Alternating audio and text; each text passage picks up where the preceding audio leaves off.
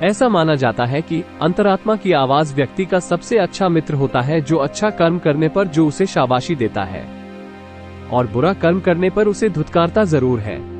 हमारा अंतरात्मा हमें उचित अनुचित का एहसास जरूर करवाता है। ये हमें आभास करवाता है कि किसी विषय के बारे में हम जो निर्णय ले रहे हैं यह सही है या गलत। जीवन में कई बार ऐसे परिस्थितियां आते हैं जब हम आश्चर्यचकित हो जाते हैं, क्या सही है और क्या गलत इसका निर्णय ही नहीं कर पाते।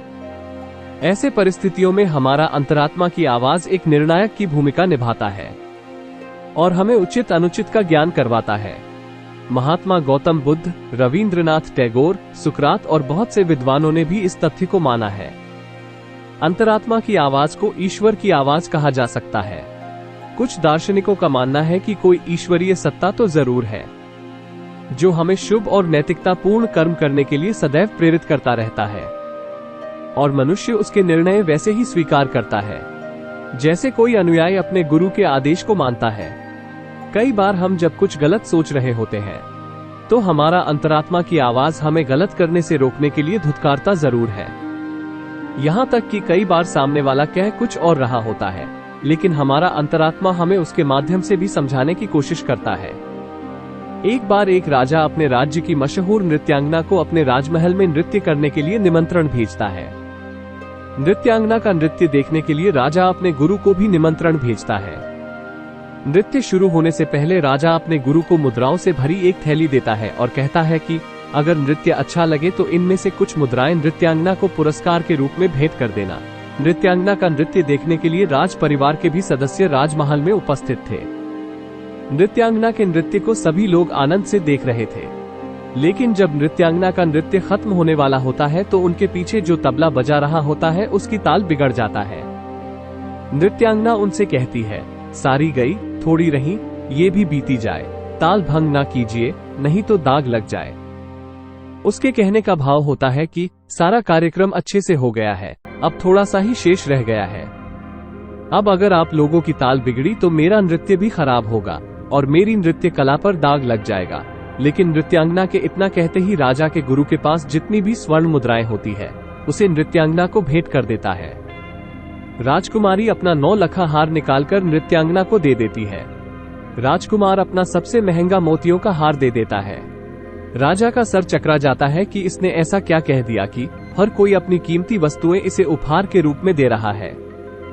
राजा कार्यक्रम वहीं खत्म करने का आदेश देता है और पहले अपने गुरुजी से पूछता है कि आपने इतनी सारी स्वर्ण मुद्राएं नृत्यांगना को भेंट में क्यों दे दी। गुरुजी कहते हैं कि मेरी सारी उम्र ईश्वर की भक्ति में निकली, लेकिन आज तुम्हारे बुलावे पर मैं यहाँ आ गया इस उम्र में नृत्य देखने। लेकिन जब उसने कहा कि सारी गई थोड़ी रही, ये भी बीती जाए, ध्यान भंग ना कीजिए नहीं तो दाग लग जाए, तो मुझे ध्यान आया कि मैं ये क्या कर रहा हूँ। मुझे अपनी भक्ति से ध्यान नहीं भटकना चाहिए।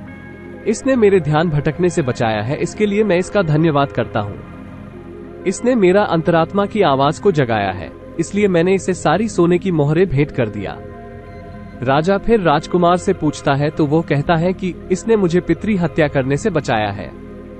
मेरे मन में राज्य के लिए लोभ जाग गया था और मैंने सोचा था कि आज रात को मैं आपको मारकर खुद राजा बन जाऊंगा।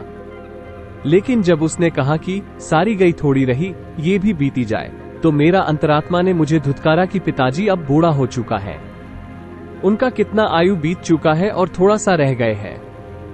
आज नहीं तो कल सारा राज्य मुझे ही मिलना है, तो इसलिए मैं आपको मारकर पितृ हत्या का दोष नहीं लेना चाहिए। राजा राजकुमारी से पूछता है। राजकुमारी कहती है कि मेरी विवाह की आयु हो गई है, लेकिन आप तो मेरे विवाह के बारे में सोच नहीं रहे थे, इसलिए मैं आज भागकर शादी करने वाली थी। लेकिन जब उसने कहा सारी गई थोड़ी रही, ये भी बीती जाए, चरित्र भंग मत कीजिए नहीं तो दाग लग जाए, तो मुझे ध्यान आया कि मैं अगर आज भाग गई तो आपके और भाई के नाम पर दाग लग जाएगा, लोग मुझे चरित्रहीन कहेंगे। इसने मेरी अंतरात्मा को जगाया है, इसलिए मैंने अपना 9 लखा हार इसे दे दिया।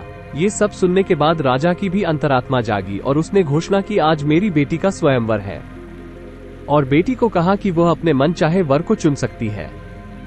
फिर राजा ने दूसरी घोषणा की, आज मैं अपने बेटे को राजा घोषित करता हूँ। फिर राजा ने तीसरी घोषणा की, मेरे मन में वैराग्य जाग गया है, और मैं अपने गुरु जी के साथ वन में जाकर भक्ति करना चाहता हूँ। राजा के गुरु, राजकुमार और राजकुमारी तीनों के अंतरात्मा उन्हें गलत निर्णय लेने के लिए धुतकार रहे थे। कहीं ना कहीं उनके मन में गलत निर्णय लेने के लिए ग्लानि का भाव था, जो उन्हें एहसास करवा रहा था कि जो वह सोच रहे हैं वो गलत है। इसलिए कहते हैं कि इंसान का सबसे बड़ा मित्र उसका अंतरात्मा होता है, जो बुरा काम करने पर उसे धुतकारता है और अच्छा काम करने पर शाबाशी देता है। अंतरात्मा की आवाज हमें अपने आत्मा के साथ संवाद करने की क्षमता देती है। ये हमें अपने भीतर की गहरी सत्यता को समझने में मदद करता है और हमें सही और गलत के बीच अंतर को समझाता है। इसके माध्यम से हम अपने आत्मा की दिशा और उद्देश्य को समझ सकते हैं।